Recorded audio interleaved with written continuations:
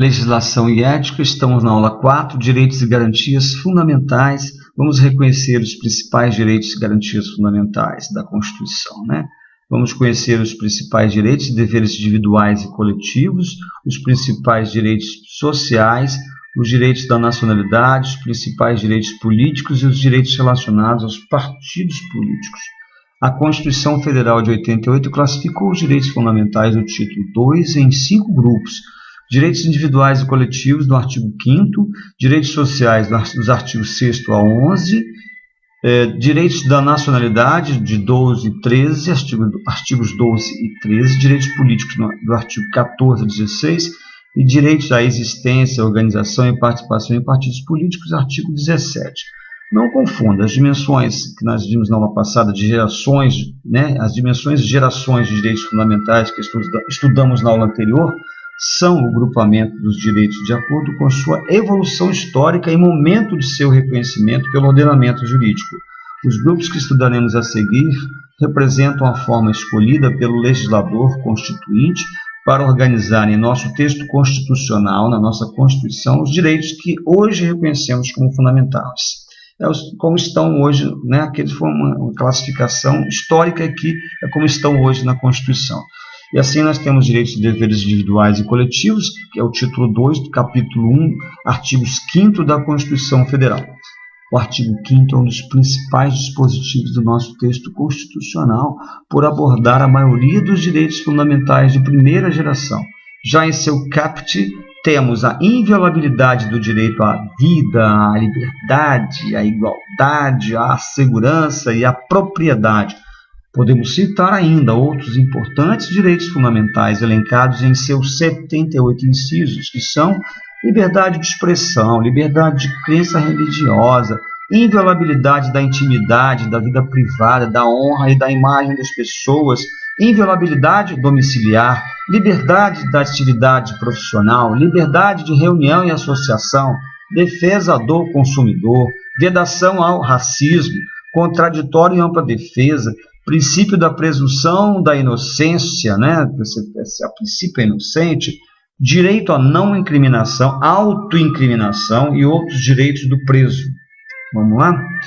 Vamos a seguir ver alguns principais direitos elencados nesse artigo 5º da Constituição, como, por exemplo, o direito à vida, que deve ser entendido não como direito à integridade física, mas também como, não só, né, como direito à integridade física, mas também como direito às condições mínimas para a existência digna, no sentido assim de que o governo deve prover algumas coisas essenciais, como saúde e educação, que seria o direito à vida, né? E não estão sendo cumpridas em sua totalidade.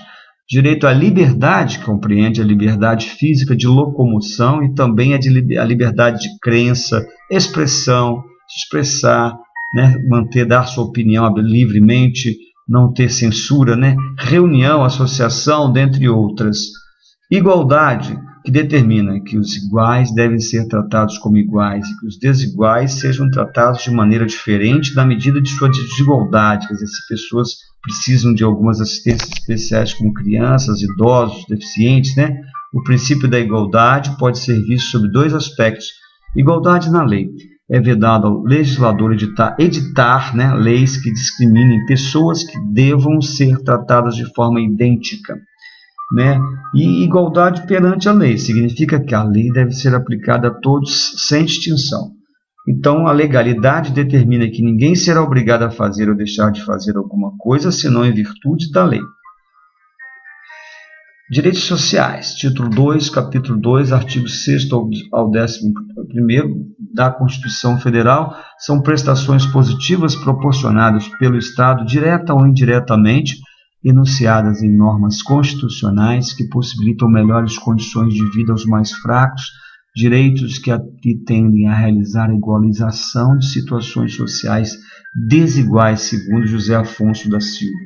Vamos ver abaixo aqui os chamados direitos sociais genéricos previstos expressamente na Constituição. No artigo 6 diz que são direitos sociais a educação, a saúde, a alimentação, o trabalho, a moradia, o transporte, o lazer, a segurança, a previdência social, a proteção à maternidade e à infância, a assistência aos desamparados, na forma desta Constituição. Então está lá garantidos os direitos que não são todos tão bem colocados assim, né? O artigo 7º, por sua vez, traz 34 incisos contendo os direitos sociais específicos dos trabalhadores urbanos e rurais que visem a melhoria de sua condição social, né? Fala especificamente dos trabalhadores urbanos e rurais, do trabalho em si, né? Vejamos a seguir alguns desses direitos.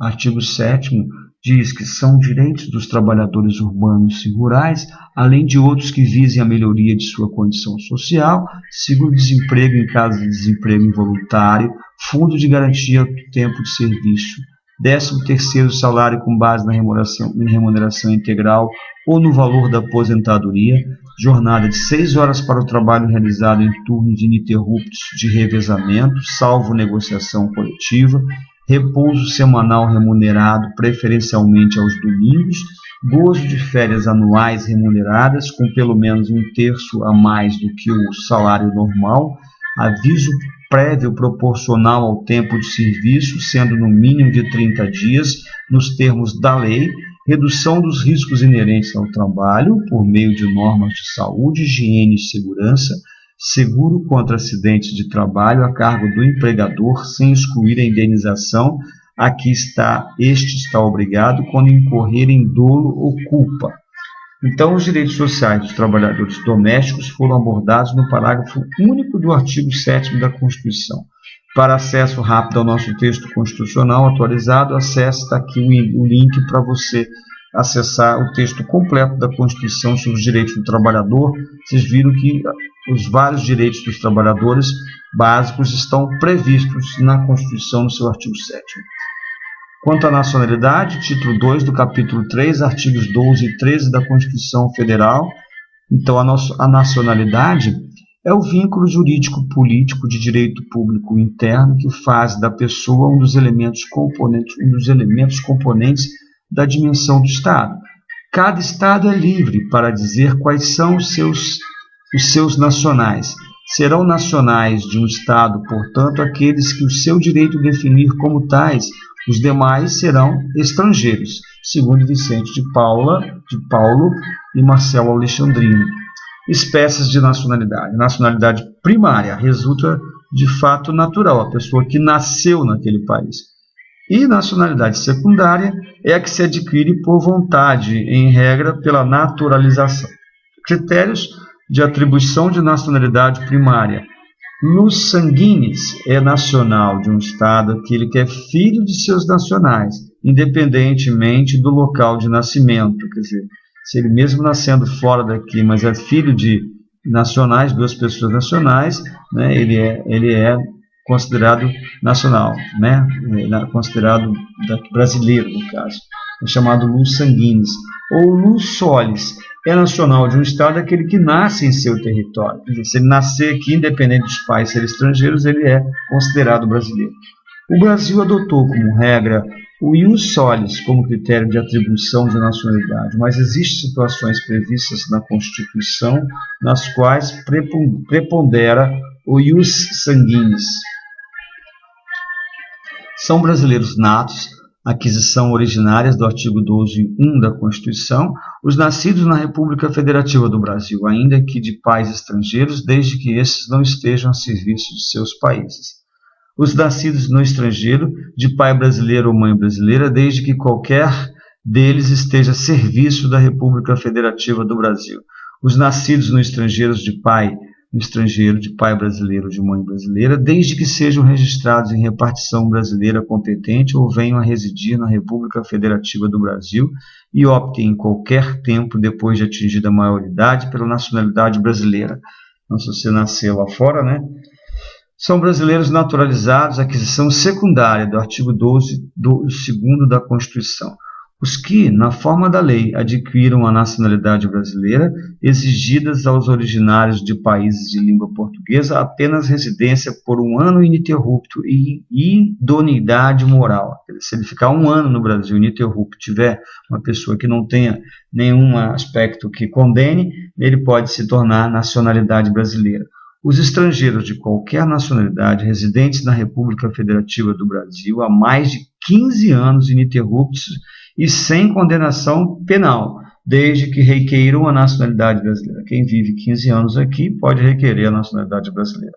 Artigo 12, parágrafo 2, a lei não poderá estabelecer distinção entre brasileiros natos e naturalizados, salvo nos casos previstos nessa Constituição. Quer dizer, não pode discriminar se ele, só porque ele é naturalizado.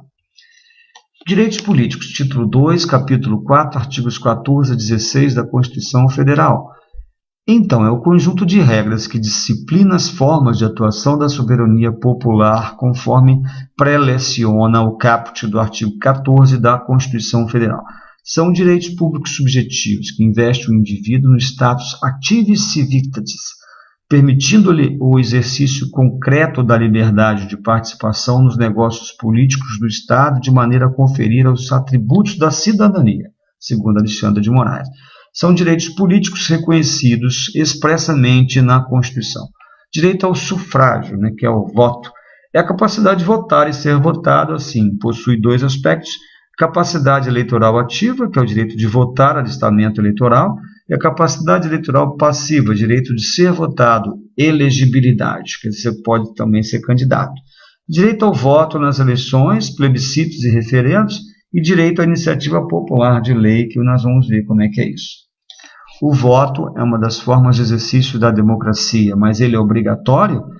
De acordo com nossa Constituição, o alistamento eleitoral e o voto são, sim, são obrigatórios, segundo o artigo 14, parágrafo 1º da Constituição. Obrigatório para os maiores de 18 anos, facultativo para os analfabetos, os maiores de 60 anos e os maiores de 16 e menores de 18 anos. Quer dizer, então, tem uma parte que é facultativo, para esses maiores de 18 anos é obrigatório até os 60 anos. 70 anos, quer dizer, os maiores de 70 anos, não de 60 anos. Em regra, o voto é obrigatório para os maiores de 18 e menos de 70 anos. Todos têm de comparecer nos postos eleitorais para assinar a lista de presença e votar, sob pena de sofrer sanções legais, até multa. Até mesmo aqueles que estão fora do seu domicílio eleitoral devem justificar a ausência. A democracia permite a participação dos cidadãos no processo político do país. Via de regra, essa participação é exercida de forma indireta através da representação política, candidatos eleitos através do voto. Quer dizer, a nossa participação é indireta, nós não fazemos as leis, nós indicamos candidatos que fazem a lei, e às vezes indicamos muito mal, e é por isso que a gente está com esse país nessa situação. Em algumas hipóteses, entretanto, o cidadão brasileiro poderá decidir diretamente sobre questões relacionadas a temas relevantes para a sociedade em geral. Existem 3 institutos que são previstos na Constituição. Primeiro, o plebiscito. A consulta ao povo ocorre antes de a lei ser elaborada. Ele pode te consultar, como foi a lei de armas, perguntando para nós sobre o porte de arma, um dia desse, sim ou não. Você concorda ou não concorda? Antes da lei ser promulgada. Referendo é a consulta feita ao eleitorado depois de a lei ou o ato administrativo serem elaborados para que os confirmem ou rejeitem. É referendar. Não, eu fiz essa lei aqui, você concorda ou não? Iniciativa popular, olha só isso aqui, ocorre quando o povo apresenta um projeto de lei.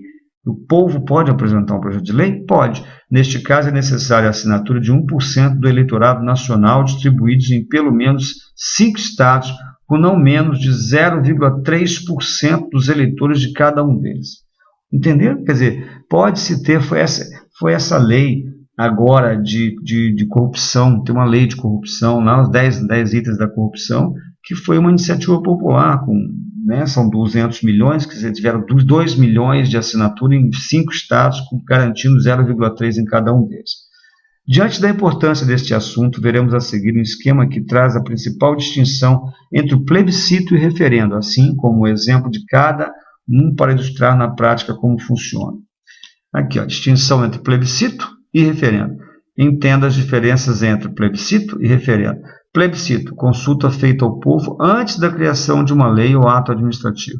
Em 1993, os brasileiros foram às urnas para escolher o sistema de governo. As opções eram monarquia, república e parlamentarismo. E presidencialismo foi a vencedora, consultou o povo. Referendo. Consulta feita ao povo depois da criação de uma lei ou ato administrativo. A população responde se aceita ou não uma atitude do governo. Aconteceu em 2005, quando os brasileiros decidiram pela não proibição do comércio de armas de fogo e munição no país. Foi um referendo, né? Uma lei que já estava sendo discutida. Partidos políticos, então, no título 2, capítulo 5, artigo 17 da Constituição Federal. Os direitos previstos no artigo 17 da Constituição regulamentam os partidos políticos como instrumentos necessários à preservação do Estado democrático de direito, assegurando-lhes autonomia e plena liberdade de atuação para concretizar o sistema representativo.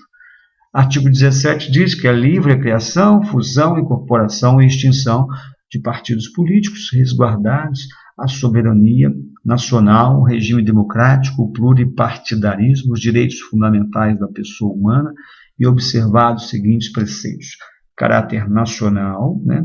Os partidos são de ordem nacional, proibição de recebimento de recursos financeiros de entidade ou governo estrangeiro ou de subordinação a estes, prestação de contas à justiça eleitoral e funcionamento parlamentar de acordo com a lei. Parágrafo 1º, é assegurada aos partidos políticos autonomia para definir sua estrutura interna, organização e funcionamento e para adotar os critérios de escolha e o regime de suas coligações eleitorais, sem obrigatoriedade de vinculação entre as candidaturas em âmbito nacional, estadual, distrital ou municipal, devendo seus estatutos, né, que rege cada um, estabelecer normas de disciplina e fidelidade partidária. Os partidos políticos, no parágrafo 2, após adquirirem personalidade jurídica na forma de lei civil, registrarão seus estatutos no Tribunal Superior Eleitoral. Terceiro, os partidos políticos têm direito a recurso do fundo partidário, é por isso que todo mundo quer montar partido, aqui está a origem disso, e acesso gratuito ao rádio e à televisão na forma da lei. Está aqui, o objetivo, porque todo mundo quer montar o seu partido, tem uma disseminação imensa de partidos do Brasil, está aqui, tem um recurso partidário, do fundo partidário, e acesso gratuito à rádio e televisão para se promover. É incrível, né? Está aqui, a causa de tanto partido sem sentido. É vedada a utilização pelos partidos políticos de organização paralimitar, né? Não pode se usar de situações paralimitar. E assim, finalizamos a aula 4, apresentando os direitos previstos no artigo 17 da Constituição, que regulamenta os partidos políticos. Ok, meus queridos alunos do Contec Cursos Técnicos, até a próxima aula.